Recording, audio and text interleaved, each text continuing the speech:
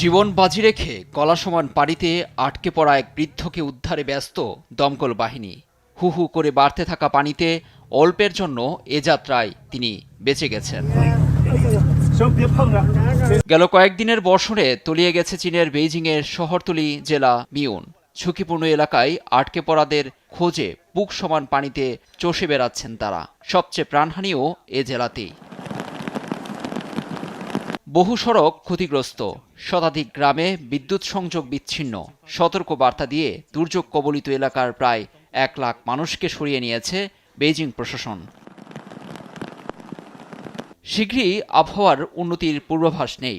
সম্প্রতি দেশটির উপর দিয়ে বয়ে যাওয়া টাইফুন উইফার প্রভাব সহসাই কাটছে না। দক্ষিণ চীনের ঝেজিয়াং, জিয়াংশু, আনহুইতে আরও ভারী বৃষ্টির আভাস দিয়েছে আবহাওয়া দপ্তর।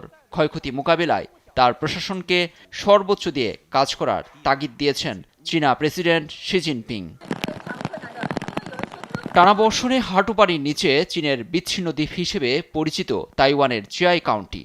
প্রধান সড়কে পানি উঠে যাওয়ায় যানবাহন চলাচল দুরূহ। কখনো কখনো বিকল হয়ে পড়ছে গাড়ি।